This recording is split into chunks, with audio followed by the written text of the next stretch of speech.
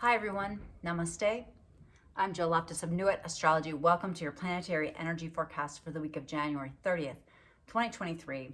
So for these last couple days of the month, we have some really positive energy. We're starting to get away from the sun square the nodes, which you may have been really feeling over the weekend. This kind of evolutionary turning point, right? More about the collective energy and definitely highlighting the clashes or potential clashes between the Aquarius area of your life and the Scorpio and Taurus areas of your life. Now, the 30th and 31st, I'm really liking these days for mental work, right? We have a beautiful sun trine to Mars in Gemini, okay? That's really great. And then we also have a really sweet Mercury in Capricorn trine to the Uranus in Taurus, right? So excellent for writing, thinking, speaking, ideas, big picture, right? Really think big picture and collective energy for those first couple days.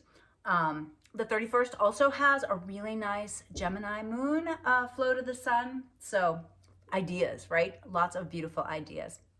Now, as we get to the 1st of February, happy solar return to February birthday folks, we've got a beginning of a clash between the sun in Aquarius and Uranus in Taurus, right? And so this is kind of like where our big picture thinking, Aquarius is the ruler of Uranus, right? And yet Uranus is here in an earth sign, right? And so the sun is asking that Uranus and Taurus to really illuminate the way things need to change to move forward, right? And so this is really a good day for insights, a good couple days where you might see where you need to turn a corner in some way, mature in some way, and have a bigger, broader vision for the world. There's a really nice energy blessing from Chiron to the sun on that day. And so remember that whatever is going to heal and help you is going to heal and help the world. This is the beauty of Aquarian energy. It's not just a homogenous group. It's each individual person bringing their beautiful uniqueness that makes the whole better, right? It improves the whole, not through being the same, but through being unique. All right, on February the 2nd, there's a lovely flow from Venus in Pisces to the nodes, right? The South Node in Scorpio, North Node in Taurus. So this is very insightful, right? Bringing that Venusian quality into kind of healing and helping what may have kind of broken down last week, or where you may have been seeing things that aren't working in the best way. Venus in Pisces just wants to immerse in the situation and really bring her intuitive vibes to help. So make sure you're spending a little time that day meditating, or however it is that you attune. Maybe you take a nice saltwater soak and see what comes up in the mind. Now, the exact Sun in Aquarius, Uranus and Taurus square is on the 3rd. So watch for sudden events, but it could also be just sudden insights. Just kind of slow down a little bit, because you need to be adaptable and nimble when these energies clash together. We've got a Cancer moon, which is really feely and intuitive as well, but it's standing right across the sky from that Mercury. So the best way to high vibe that energy is to balance the head and the heart, not have one overtake the other, okay? On the 4th, Venus in Pisces squares the Mars in Gemini. So be a little cautious of arguments, right? Be a little cautious of being overly sensitive to what somebody might say. This could be some romantic sparks, but it could also kind of devolve very quickly into something that you don't want it to be. The moon is going to be standing across the sky from Pluto, which is not going to help this situation between Venus and Mars. But then it's going to move into Leo and send some really nice vibes over to Jupiter. So I'm looking at the end of the day, kind of easing that. But I wouldn't, it's not like an ideal romantic day, but it's also not an ideal day to really kind of stand up for something that you believe in, because there's going to be some pushback and some arguments. All right, and then we have our full moon on February the 5th, and this is a full moon at 16 degrees 41 minutes in the sign of Leo. So know where the middle of Leo is in your chart. Full moons are times of completion and letting go and releasing. And so it can be a marvelous full moon to just generally let go of anything that keeps you from being your beautiful, embodied, empowered self, right? That keeps you from feeling seen. Letting go of anything that kind of makes you want some attention, but in negative ways. That's the shadow Leo, right? Sometimes you don't even know that you're kind of like stirring the pot just so everybody's paying attention to you. But letting go of that and instead allowing it so that you can be fully embraced for all of your, again, uniqueness and your talents and gifts. Both the moon and the sun are being squared by the Uranus and Taurus on this full moon.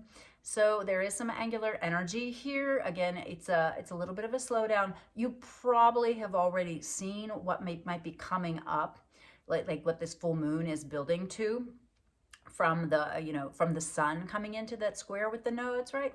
So just slow down a little bit. It could just feel a little bit erratic, okay? All right, so February is a really fascinating month of astrology. I know you've felt everything kind of leap forward. So, slow down a little bit. Enjoy these last few weeks of the winter vibe, of the going in vibe.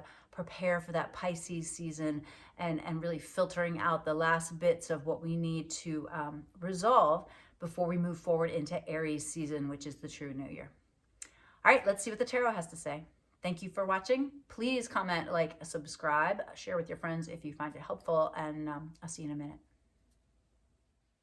All right, welcome back, and let's check out and see what the tarot has to say about this week. You notice I'm not using my microphone again. I haven't had time to fiddle with it. I need a tech team, man. Oh, here comes a cat. Catch the cat tail in the video there. This is Gemini. Say hi, Gemini. All right. So let's look and see what the ISIS spread says about this full moon week.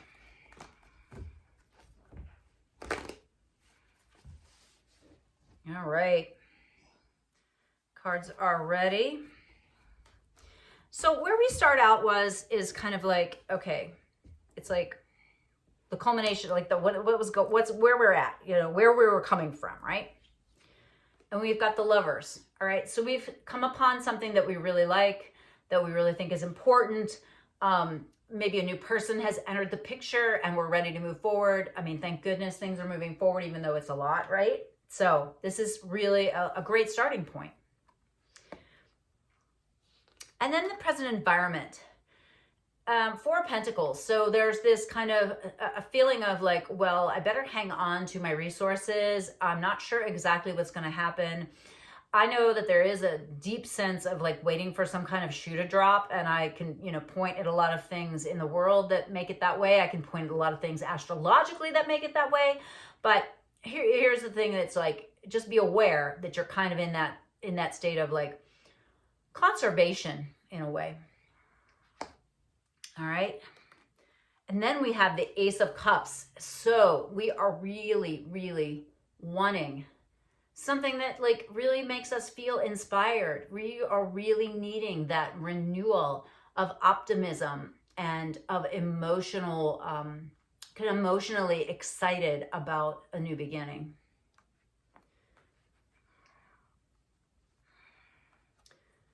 All right. And then we have the Five of Cups. All right. So there's this kind of also this general sense right now that you're just not able to see the positive things. It feels too heavy. It feels overwhelming. All you can focus on is what hasn't gone well instead of what you really do have going, that's thriving, or that's left from whatever it is that you've been letting go of. All right.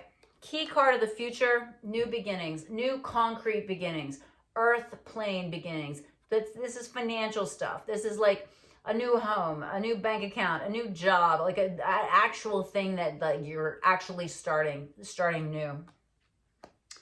And the modifiers for this are something from the past. All right. So this is a past desire, I feel like, or walking away. And so we're either like renewing something from the past, or we're just moving on to something absolutely new. All right. Key card of the future.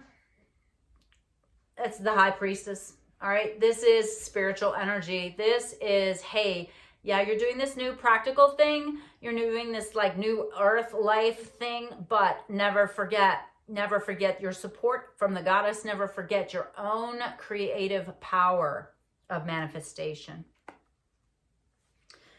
All right. And then on the Six of Cups side, we have the Hierophant. All right, we're getting some advice. All right, we're bringing in like a team, you know, we're not really a team. I think it's more of like, you know, this is more like going the traditional route, but you're going to ask like somebody who's in the know in order to help get some advice on what to do. On the Eight of Cups side, just because you're walking away from something doesn't mean you need to go to extremes. So make sure that you're staying balanced and wise. Paired with the Hierophant, the Four of Swords. All right, so this is, I consult the experts, right? But then I'm trying to like figure things out, and it might not be now that I leap, okay? On the Two of Pentacles side, I've got the Ten of Swords. So this indicates, yes, you walk away from this thing, and then you're like, all right, I'm going to be really balanced as I move forward. And then you're like, oh no, what have I done? Like, I feel like I feel like a failure. So this is dealing with those senses and those feelings. But the reality is you're just preparing for something new, and it's okay to let go of that which you no longer need. All right. And the additional information for each side. Well, we've got the argument side, or our argument card here for the Six of Cups side. It's like, all right, you get this advice, you pull back a little bit, and then you feel conflicted about it. With the Eight of Cups, Queen of Cups. So this is a very positive, intuitive energy. This is like either help and assistance from someone, or else you really tap into your inner healer in order to know how to move forward.